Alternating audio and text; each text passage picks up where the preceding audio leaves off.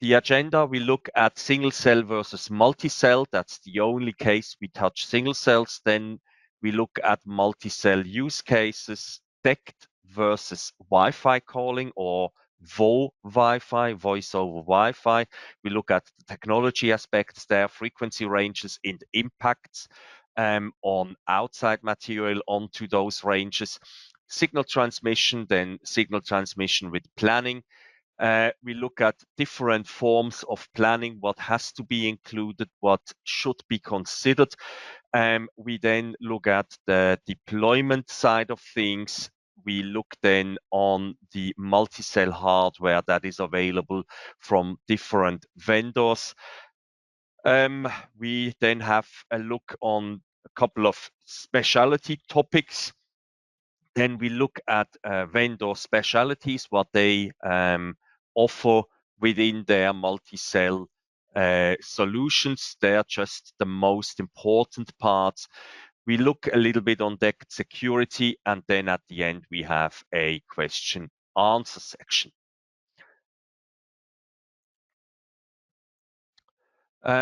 Generally, DECT versus single cell is pretty straightforward. Single cell is for small offices, home use. Multi-cell is SMB, enterprise, campus area, wherever I have to cross bigger spaces with a phone in my hand, and I can't use a mobile phone, for example, for certain security reasons or whatever there might come. The pro on a single cell, we have only one base that is required. It is cost effective by that. Multi-cell is expandable, can adapt to the company size. It's flexible, can cover wide areas, very big deployments, and especially also it can, I didn't add that one, it can run in basements, yeah? In the first basement, second basement, third basement, can run DECT area where you don't have any more for example, coverage with mobile phones and all these kind of things. The cons of single cell, it's not scalable, it's limited to the covered area based on one base. We can expand there, we see that a little bit further down there with repeaters, but there again, using repeaters sometimes also limits the amount of simultaneous calls we can do per base, and that's then literally it. It can't grow also with the company. With a multi-cell setup, at least one DMN based is required to create a single cell depending on the vendor. One vendor doesn't require a DECT manager, another vendor requires a DECT manager. And of course, a multi-cell is cost intensive since you have to cover certain areas with the devices. Multi-cell use cases, multi-cell deployments can be used in different environments. We have campus areas, hotels, enterprise buildings, warehouses, shopping malls, freight and transport areas, industrial complexes, airport, event locations, and again, areas also where you go underground, where you do not really have, for example, a cellular, so a 4G, 5G network, these kind of things, yeah. There is always the discussion coming up, oh yeah, nowadays with Wi-Fi, we have coverage everywhere. We can just simply put in a Wi-Fi phone in there. If it only would be that simple. The general issue that we have with using Wi-Fi phones, Wi-Fi is designed for data. Voice networks, they require more elaborate network configurations. Designing a redundant VO Wi-Fi network is costly. Of course, on the network side, the VO Wi-Fi has the big advantage transmitting data using the same network. DECT is designed for voice and is designed for voice entirely, or is entirely designed for voice. Network config is relatively plug and play. The DECT multi-cell solutions can easily be deployed with redundant masters. DECT cannot or very limited transfer data. It's just not built for that. Quality of service. Wi-Fi tends to be more susceptible to interference, and its packet-based architecture can result in degraded call quality. DECT operates on a dedicated frequency with a limited amount of channels, resulting in a consistent high voice quality and reliability. Traffic. VoLTE Wi-Fi add load to existing Wi-Fi network. If the load increases, bottlenecks can occur, causing delays. Data Ethernet is built to deal with delays, collisions. VoIP, sorry, it's a typo in there. VoIP is real-time, no data loss or delay is wanted or planned. So there's a big difference in the architecture of the network planning between VoIP and DECT. DECT operates in its own network, being limited only by the amount of simultaneous calls per base. Of course, they share then the network again when we come into the cable network, but that is entirely different then again on that end than in the cordless area. Looking at that chart, we are only talking about the over-the-air traffic. We are not looking there what happens then after the base station or the access point on a cable network. We are looking at sharing the air communication with either data, where we have notebooks, mobile phones, and all that stuff connected, or we use our own dedicated network, which is the DECT network. Costs. VoLTE Wi-Fi seems often a smarter, more cost-effective choice, since only one type of antenna is required and a single device policy can be maintained. It does require more access points, better management, and the life cycle of VoLTE Wi-Fi devices may be lower. DECT TCO can seem higher. However, less bases are needed for same coverage due to higher range. TCO overall tends to be lower due to high life cycle of network and handsets. We look at that then further down the track when we come to the frequencies. Actually, just on the next slide, we start already with that. If we look on the frequency range and the impact on the building, the construction area that it has on the frequency ranges, on the actually on the waves that goes through the walls, we then start to realize that we actually really have a bigger range with DECT than with Wi-Fi 4G, Wi-Fi 2.4, and Wi-Fi 5. The DECT frequency range has been set since the 80s when DECT was deployed or developed for a cordless telecommunication network. We see the range is actually 1880 to 1900 megahertz. With 4G LTE, we move from 700, 900 up to 2600 megahertz.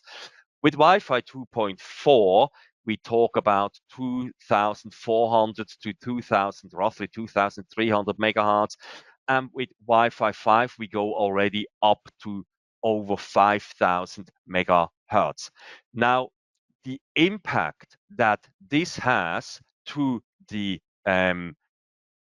propagation of the waves inside the building is completely different. While we with a DECT signal might be able to go quite a far way inside a building, also through walls with less or with medium density of material, we already might get a massive drop in signal quality when we use Wi-Fi 4, 2.4 or Wi-Fi 5 in that area. So the drop that we might face in that regard might or will require a higher amount of antennas to be deployed to actually cover the same area, which I can have with a DECT cell to cater all the area that is required. So we see there already that the frequency can be a culprit in terms of the amount of antennas I have to deploy if I use Wi-Fi, and by that increases the price because I have to deploy 2 or 3 times more antennas to get through the same area. Yeah.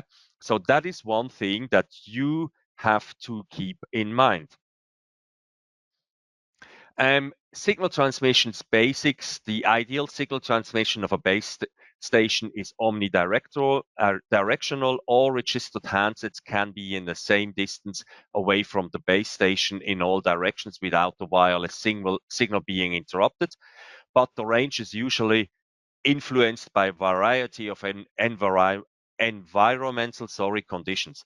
You must investigate the actual conditions by measuring the signal transmission of the base stations at the appropriate positions. The table to the left gives some general guidelines on the degree to which certain materials will reduce signal strength.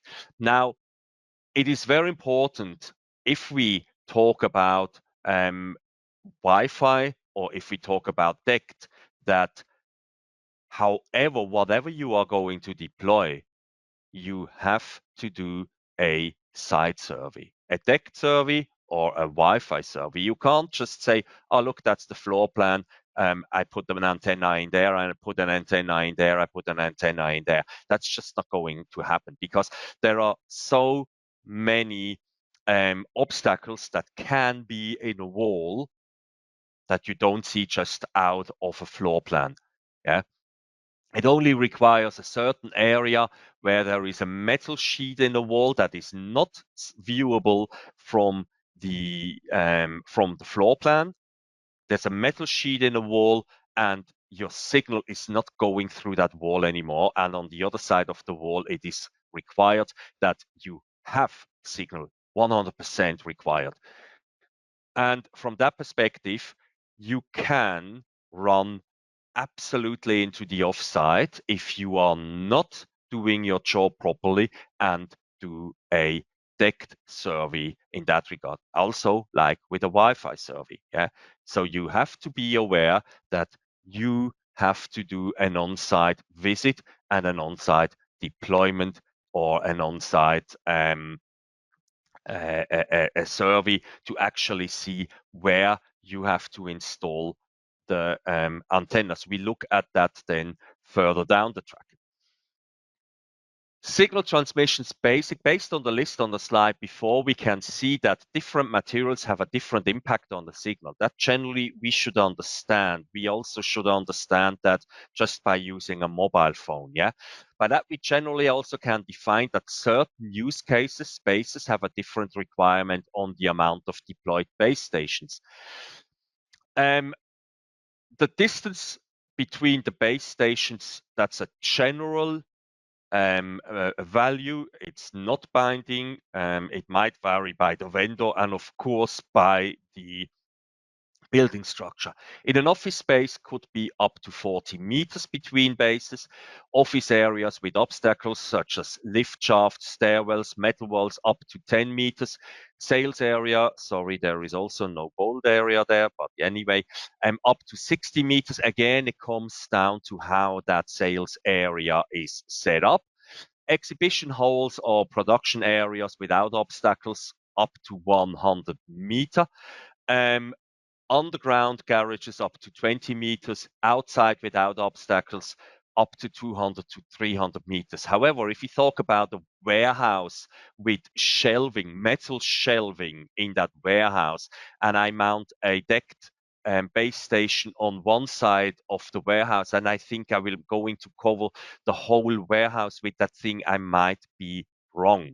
So it is very, very important that we keep in mind that everything that is metal is building up a cage, as Mr. Faraday already said a couple of decades ago, that the signal, the electrical signal is actually getting trapped in that cage and reflected and is not really getting further. And again, as mentioned prior, the obstacle is getting higher or more effective, the higher the frequency I use. Yeah. So if I use 5G, my Wi-Fi or my signal is having steeper curves than if I use, for example, just the 1880 to 1900 megahertz from DECT. So DECT might slice easier through certain material than 5G is doing it. Yeah.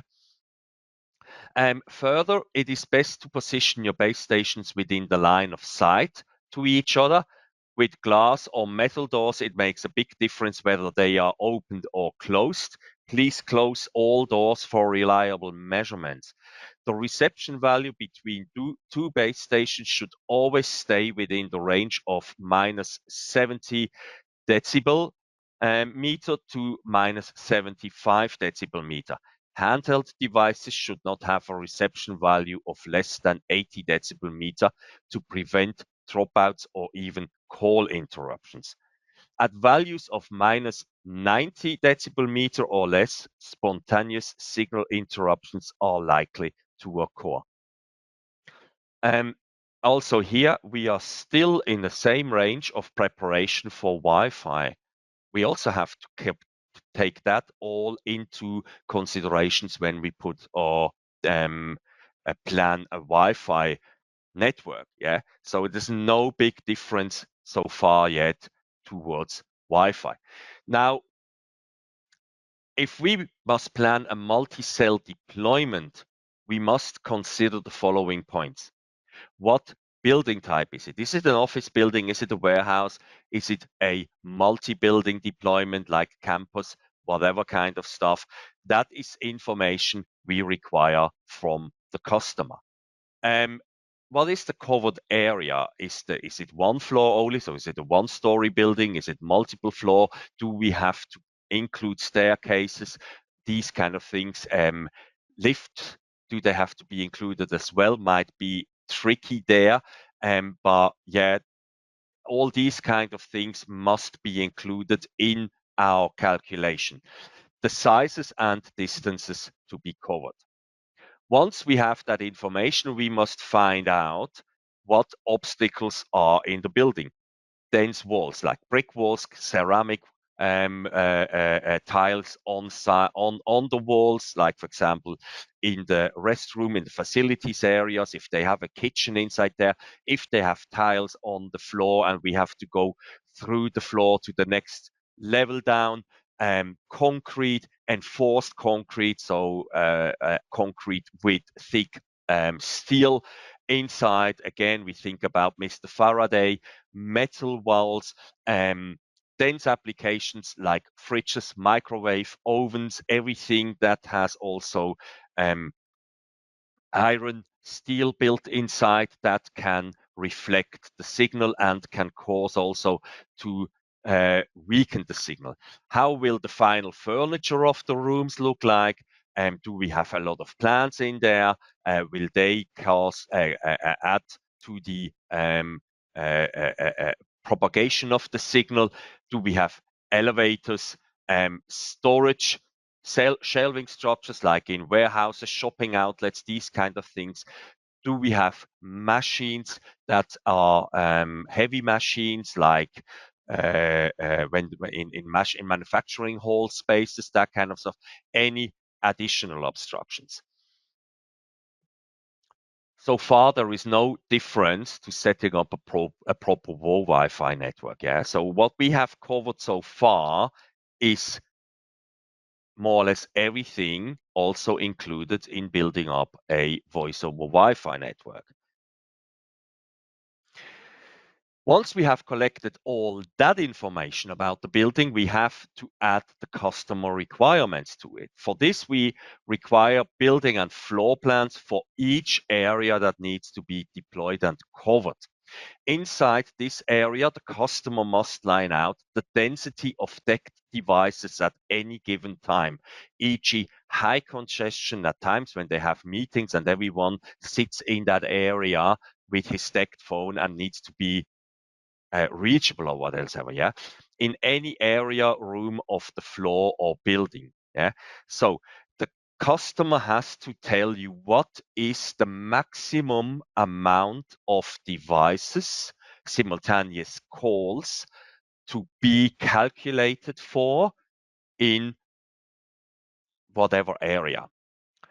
Yeah, the maximum amount of simultaneous calls at any given time in any area, room of the floor building. Just said that.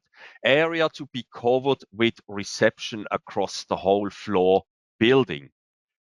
Definition of the call quality. Do we have wideband or do we have narrowband? Yeah, and wideband, of course, we have less amount of simultaneous calls available because we use more frequencies for one call. Narrowband, we have more simultaneous calls available, but we have a little bit of a drop in the audio quality through that. Yeah, we have to have that information, and based on that, we then can roughly start to estimate where we would have to place bases. That we can then put on a map, and once we have that, we have to go and make a site survey. Yeah. So again, we have here, for example, the information from the customer. Let me quickly take my pen, then the pen color. We use this one. We have here, for example, we have the executive office where we have 2 handsets with 2 simultaneous calls. We have the accounts area with 5 DECT handsets with 5 simultaneous calls. We have an after sales department with 15 handsets and 15 simultaneous calls. We have a meeting room here where we only cater for 2. We have an office room where we cater for 20, and so on. Yeah. We then also see out here, we have a concrete wall. We have a brick wall. We have a glass wall here. We have a metal wall inside. We have the restrooms. We have a tea room. Inside the tea room, we might then also have appliances and all these kind of things. Yeah. So we have to then, based on that, start to say, okay, where would we put the master and where would we put the normal cells? Again, depending on the vendor, certain vendors, they don't require a definite or a separate device as a master that is only the master without acting as a base. So certain vendors, they only use, they have a certain device that can only act as master, but not as a base. Other vendors, they have devices where the master can also act as a base. So that is just depending on their philosophy. Now, if we go ahead to the next slide, we then slowly should see how we can cater for that. Now, with that planning, we see that we, for example, start to build up the bases in certain, oops, the pen is gone. Where's my mouse here? The pen again. We have then certain bases that will have to cater. We, for example, say we have on sync level 1, we have base station A, which is sitting here in the center. That most likely, depending on the quality again, might cater for a certain area. Yeah. We then have B, that probably, if we look at the area B is catering for, B might be catering for something like this here.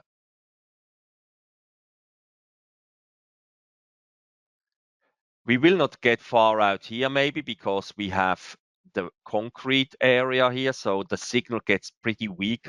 I try to make that curve a little bit flatter than the other one so that it actually shows a little bit more that the signal goes stronger into that area. And then we have here C, where we probably might cater in a similar way like B, because this is also most likely like a concrete wall. So we might be able to cater something up. Sorry, that's not it. That should have gone more or less like in that area or even further down here. Yeah.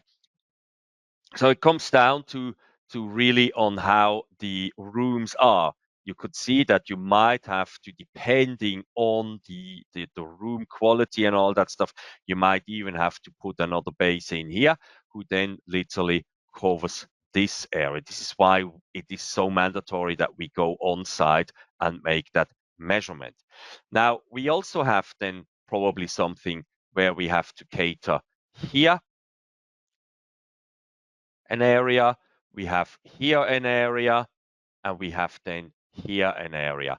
And all these areas, of course, they overlap and they have to cater. For example, if I go here with narrowband, I cater for 18, 2 times 8 simultaneous calls. I cater for 16. But then again, you see here, if I cater for 16 and I have to cater for 5 here, I'm a little bit tight on that end here. Yeah. So I might have to add an additional base station in here. No, that's not what I want. An additional base station here to actually cater for that area as well. So again, it comes down to how big the cell is. If the cell is bigger, I can cater for more devices, but then again, if I only have a certain amount of devices that can actually be active in the cell, I have to add an additional base station to count up to that amount. Yeah. So it is very, very important that we start on the plan already to figure out how we could distribute those cells properly. And then we have to go on site and we have to have those measuring points. Yeah, these are all measuring points where we measure the quality of the DECT signal. Yeah, what we do here is the customer requires us to cover that whole area here.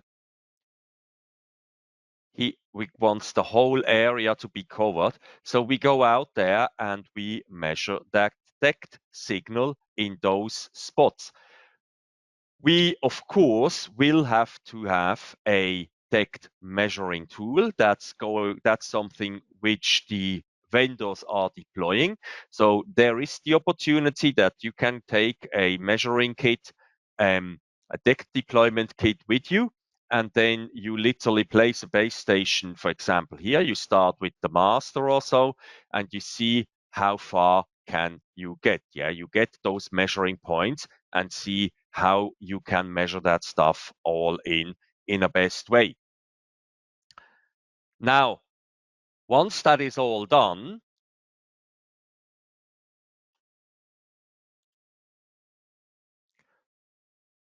it's actually the part of the slide that I was showing before, you have to measure then the voice quality. So it is not granted, absolutely not granted, that when you once, let me see, where is my pen? Here. When you have once said, okay, I start with this one, of course, since this is open room, you should get through to that point here. You should get through to that, but however, you never know if there is something all of a sudden standing in the middle of the room. TV, for example, also can be that there in the middle of the room stand two big TVs who show actually from the call center the stats, yeah, and all of a sudden they place two big TVs here in the middle of the room. All of a sudden, the quality, one TV focuses in this side, one TV focuses in that side. All of a sudden, the quality of the signal goes down, yeah, and you end up to have a weaker signal. Of course, then you can say, okay, I still have this one then here to place. I might be able to cover that up with this one, but we have to cater for 20 people who sit in that room. And with this one, we also want to see if we can cater for those ones. So it is always mandatory to do an on-site survey on which you then, in the end, are able to build up the quote. You cannot quote definitely a multi-cell system before you actually are able to go on site and do a site survey. That's impossible. Yeah. If you give a definite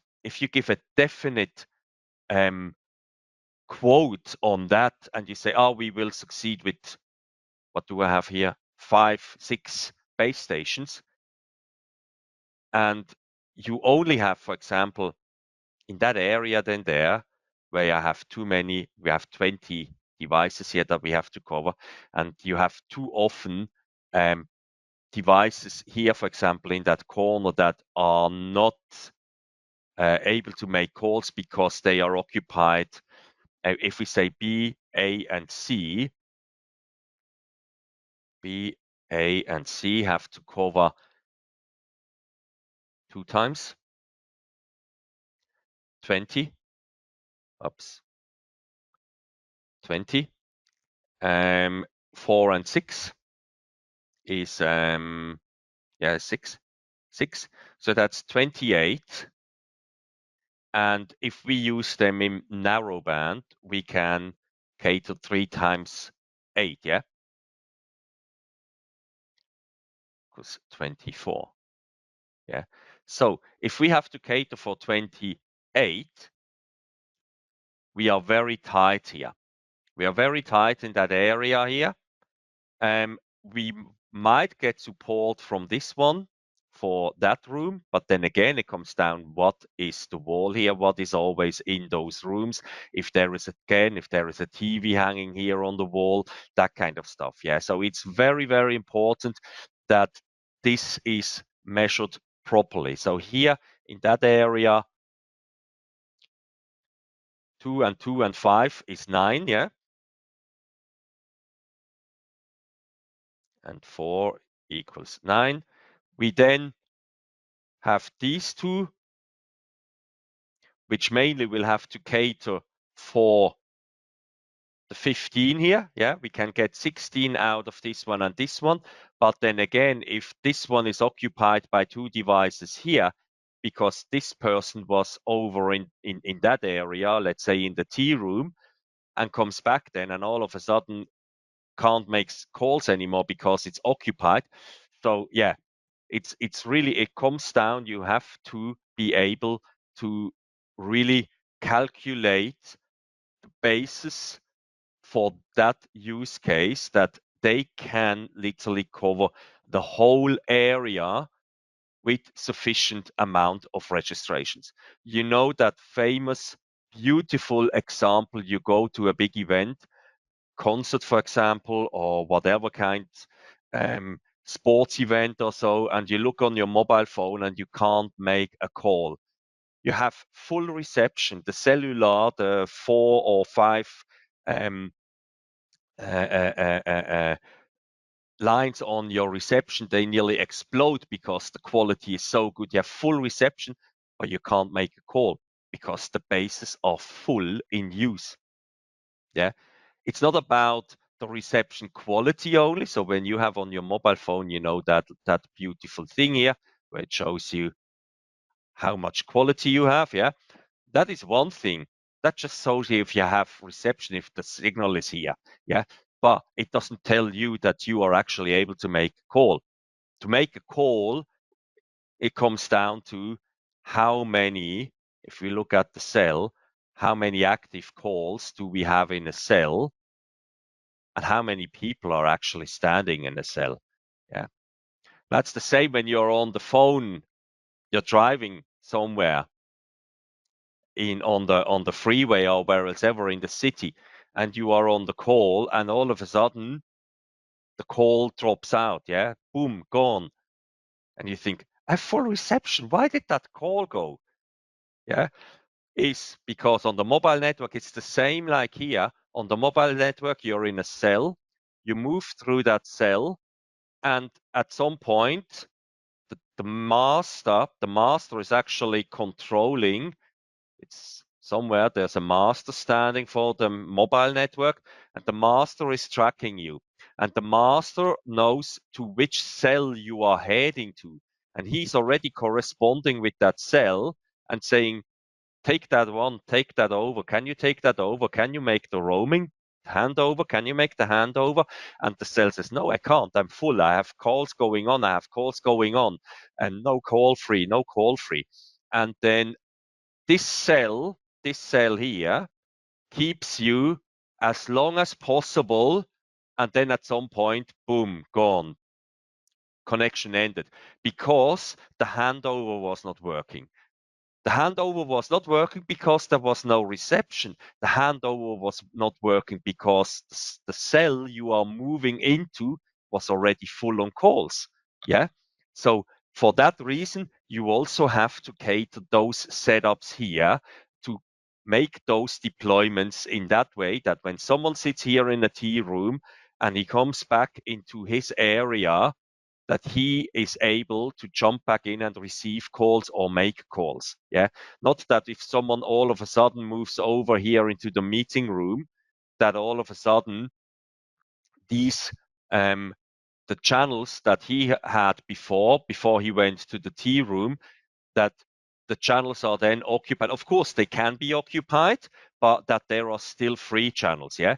So if we have 15 here, and we have 3 base stations in that area. 3 base stations means 24, huh? And we have here 2, 2, 5 is 9, and 15 equals 24.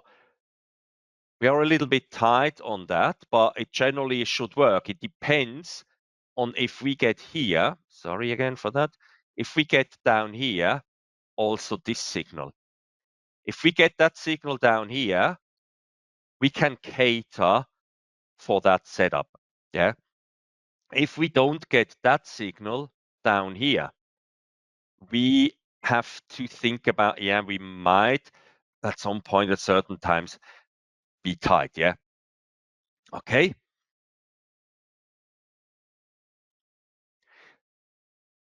Now, what we also have to do, it's not only that we have to measure, sorry, and the next step then, we do not only have to measure on the dot points, like at the borders of the building, so the most far away parts, but we also have to measure the quality between the DECT bases. This is especially important, and we look at that then further down the track a little bit in the later, when we look at the synchronization. We have to also look into that when we have over-the-air synchronization. Yeah, when the synchronization happens between the base stations. Now, additionally, as a next level, we then, if it's a multi-story building, do not only have to look into the coverage inside the floor, but we then have to also look into the coverage across the floors, yeah? So that there is coverage also if I want to go, for example, from one floor to the other floor, that we have coverage in the staircase and all these kind of things. Yeah. Also that when I go via the staircase up to the next floor, that I'm not dropping out because the next floor is fully occupied. Yeah. So that I also have my spot in there. Of course, we can't say from that perspective that the whole building then all of a sudden sits on one floor. That is not happening. Yeah. But we have to have a certain mix of redundancy space in terms of the area that we are going to cover with a certain amount of free calls. Yeah. Now, the deployment, we have to look at the hierarchy on the DECT tree. We must aim to have the master in the center and then work our way around. Yeah, we see here on the left side, when we have the first level, the top level where the master sits, and then we go all the way down, we go through too many levels. Yeah. The right way would be we place the master in the center and then work ourselves left or right, or like down here, we would work ourselves then in a star form, left, right, up and down, so that we keep the hierarchy level of the bases as tight as possible. Yeah, you see then also here when we have to create a bigger area, we start first with the master and then in the first level, and then from the hierarchy we go to the layer or level 2 and then to the third. So we can spread much bigger in that regard. This then also comes into place when we are looking into a building perspective. So what we just looked at, for example, was the perspective of having it on a floor level. You see here, I added then here level 4 to it, or layer 4 to it. However, master more or less in the middle, and then again, it all comes down on the density of the material, the structure of the building and all that stuff. But we also have to cater for having this one working. Yeah, we can't just say, oh yeah, we have this area working throughout the whole building. We have to cater then also if we go across multiple floors and have that coverage given. Yeah. So it literally in the end gives like a 360-degree, like a ball where you literally build up based on those cells. Yeah. That's literally the what you have to consider when you build up such a system. And as you can see, it can be pretty challenging if you have to start building that up with a floor plan and then bring it to life actually in the final building. But I can tell you, once you have done the a proper DECT survey for that deployment that you're going to quote or that you're going to deploy, you have done roughly 80 to 90% of the work. The rest is more or less just having the cables running there, and then in the end mount the base stations and then register the devices. That is the hard work to scope that all. Yeah. Now, if we look, for example, on failover, when the master fails, yeah, we have to have a backup plan. If we have, for example, if we look at the setup from before, where the master was in the middle of this one here, and the master fails, they have no connection anymore between each other. Yeah, depending on the solution, they still could, in a way, be talking with each other. So we could have one of those could be a master, and if they have LAN synchronization, they still could work. But we have a gap in here where there is no reception. Now, if we, for example, deploy the cells in that way, then if the master fails, any of the number twos can take over as the master, the failover master. You see that over here, and they can then literally run the whole system. Yeah, of course, I have a gap in between here, but I'm mainly covered in that area here. Same goes here with this setup, where we have, for example, the master here in the center that might fail, and then we have literally the star ones that are on level 2, one of them can take over the master.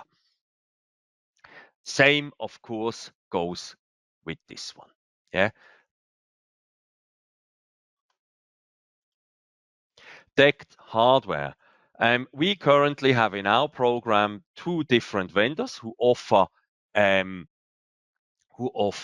multi-cell systems. One of them is Yealink. They have 2 different setups, actually even 3, but the VIM will look a little bit further down the track when we come to the vendor specialties. We have the W90B. Yealink runs with a DECT master and base stations, which means I always require a master, which then in the end manages the base stations. And the base stations, of course, they will have to be deployed in such a way.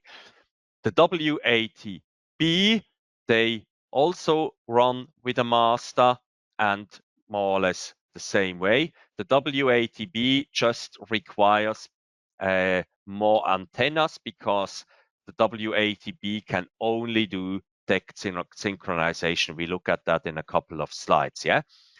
The virtual integration manager only works with the W90, and we look at that then a couple of slides further down. Generally, all DECT handsets that you can get in the single cell deployments, but also as single handsets, they work with the Yealink multi-cell solutions. Also, the headsets, they can be registered directly to the base stations as end devices. And for example, in combination with a phone system, you can actually apply a direct extension to a headset and then literally call them. For example, if this is someone who works in a warehouse or wherever and just has to answer calls, he can walk around with this and then answer calls. Someone accounts or what else ever calls. Can you check quickly if that is available? If we still have stock of that, whatever. Yeah, these kind of things. That works with every DECT headset from Yealink. You don't need a DECT base for that. It can register directly to the base station of the multi-cell system. Also, the T54W works in combination with a DD10K dongle as a DECT handset. This can be, for example, in an area where you don't have a network plug. You can literally register that to the DECT base station and then run that. And actually, it works more stable than register the device to the Wi-Fi network. This also has Wi-Fi network as Bluetooth, but it works better when we use it. It's more stable when we use it directly connected to the DECT base station. Of course, here we would then require the power supply unit. Available hardware from SNOM. SNOM only has one multi-cell base solution where we have the M900. With SNOM, we don't need a DECT manager. The M900 is a base and a manager in itself, so which means you have the manager and base station, and then we literally build up our network all with other M900 multi-cell base stations. We also are able to have the M6 DECT repeater added to the multi-cell from SNOM. So if we have somewhere an area where we don't have a network cable available, we can just use the M6 and then literally there have up to 5 simultaneous calls that can be at the very end somewhere where I just have to extend. We can have up to 100 repeaters in a M900 multi-cell setup. We have all those handsets available from SNOM, which can register to the multi-cell network from SNOM, and we also have a headset. This headset has a special function where we can actually register short dials on the headset that the user is able to dial certain numbers via the headset. That can be configured. What else to look at? Synchronization. There are two ways of synchronization. We have over-the-air synchronization or LAN synchronization. The difference between them is over-the-air requires that we have a bigger overlap. This has to be bigger with over-the-air synchronization, which means if I have to fill in a certain, cover a certain area, I might require more base stations with over-the-air synchronization than I might be able to do with LAN synchronization. With LAN synchronization, I am also able to cover, for example, areas, extremely dense walls. When I have here the signal goes only to here, and I have the signal that only goes to here, and here in between I lose signal, and I have over the LAN synchronization, I will not have reception through the wall here, but I can come here, end the call, go through that wall and start the call again. Synchronization is guaranteed. Or if I have two buildings that are standing quite away and I have no signal coverage between those two buildings, but I have a network coverage, I can have a cell here, I can have a cell here. I might not have reception here in the middle, but I can use them. I can walk over here or drive even over here and then have the same cover on same DECT network again. With over-the-air coverage, I have to make sure that this area is covered. Yeah. Of course, if I want to have reception so that I can walk between the two buildings and stay on a call, I also have to have over-the-air coverage here, else I get dropped. Pretty simple. Now, with base stations, we can also multi-cell, we can also create clusters. We can have one single cluster with Yealink, for example. That's actually in the wrong section, doesn't matter. That's a vendor specialty. And then we can set up multiple clusters, yeah, all on the same DECT manager. So we can say I have one DECT manager and I just have one cluster. Or I can have one DECT manager and I can have multiple clusters that generally do not have really connection between each other. Yeah, so that's the slide before where we would not have reception here in between. That would be two different clusters, for example. Yeah, you could build them up as two different clusters.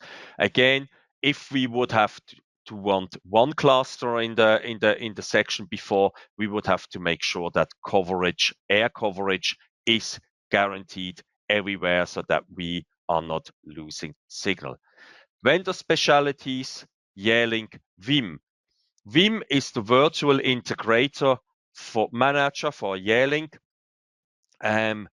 where we can have multiple clusters, multiple device managers, DECT managers in multiple different locations. We can have per DECT manager up to 60 bases with Yealink, up to 250 handsets. We can have up to 10 DECT managers controlled by the virtual integrator manager, which means we can have up to 600 base stations and up to 2,500 handsets. This only works with the W90. This can all be in the same location, but it can also be different locations. So we can have a multi-cell here, we can have a multi-cell here, we can have a multi-cell here, we can have a multi-cell here, we can have a multi-cell here. Even inside the metropolitan area, for example, Monash Uni, we could have a campus here. We could have, there are multiple campuses here, Monash University here, here. They can all be up to 10, of course, can all be controlled by the Vim. And then I can take my phone and walk between them and be registered in the cell. Now, of course, you can also achieve that by doing a VPN, which they probably anyway have within all the campuses, and then you literally can have all these networks put together. There are a couple of questions that always come again in terms of DECT, and that goes mainly from base, so single cell to multi-cell. On the Yealink end, can I turn a W80, W90 base into a DECT manager and vice versa? This is not possible anymore. This has been cancelled ages ago, I think in 2021 or 2020, something like that. Can I add a W60 or W70B to the W80 or 90 system? No, this is single cell unit. You can't add that to a multi-cell unit. Can I add a W80 base station to the W90 system and vice versa? No, also this one, it's different hardware. The W80 is also not able to do LAN synchronization, which is something the W90 offers. Can I add a DECT repeater to a W80 or a W90 install? Again, also this is not possible because from Yealink's end, it is a multi-cell solution, which is not meant to use any DECT repeater. Is it necessary to perform a DECT survey? Can't it be done without? Everything can be done without. If you can manage or handle the additional costs that might apply when you quote your customer with the wrong amount of bases to be deployed, and then you stand there in the end and have to add 10 additional DECT bases or what else ever, and the cabling and all that stuff to it, fine, do it that way. A DECT survey, a DECT measuring is mandatory to really set up a proper system. Can we add the W90 or the W80 to the YMCS as being a base station of an IP phone system? Yes, that can be, and it can also be synchronized with RPS. Sorry. M900 for SNOM. Unlike the Yealink multi-cell system, the SNOM M900 doesn't require a dedicated device to be the master. So any base that you put into the system can be defined as the master and act as a DECT base at the same time. So there, the base has the opportunity to be a base and the master. If a master in an M900 multi-cell setup fails, the secondary master steps in and rebuilds the DECT tree, becoming the primary master and auto-setting the next base as secondary master. It's something that is special to the M900 system. The M9B from SNOM is a DECT Bluetooth gateway that acts as a live location, asset tracking, and alarm device. It's a beaconing system for many scenarios such as indoor navigation, theft protection, inventory management, and tracking solutions, amongst others for example, in warehouses, hotels, hospitals, and other facilities. There is a link on the PDF that I added in the file section. There's a link that goes directly to that device where it also has a little movie where you can see how that works. It's actually pretty cool.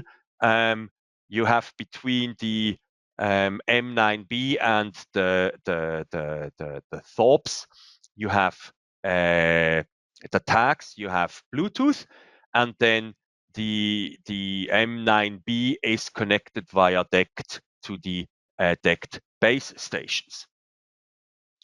DECT security. Generally, DECT is quite secure, not much less secure than Wi-Fi. There have been abstracts from, e.g., the Chaos Computer Club Berlin a few years ago, where flaws have been lined out. However, they didn't manage to get into SNOM multi-cell systems, for example. I was in contact there with SNOM. Thank you for that. They have handed out a couple of stories where they were war driving through Berlin and trying to hack the SNOM DECT systems, which they have not managed from that perspective. Also, SNOM hands down as a base rule ensure the whole network is strong. It doesn't help to focus on high DECT security and have holes on other ends. So make sure that the whole network, also the physical cabling, firewall, all these kind of things are undergoing proper security. Also, don't use GAP. GAP is the generic access profile, which allows that third-party DECT devices can register on DECT base stations and have basic features like answer calls, end calls, establish calls. Sometimes you can also do a put on hold or transfer, but that is not granted. Then for symmetric key encryption, use both AES 128 and 256, depending on the usage. Interbase encryption for the synchronization, interbase encryption for the TREL, in base encryption for the secure storage, audio encryption, SRTP if possible, and then the DECT encryption, those kind of keys.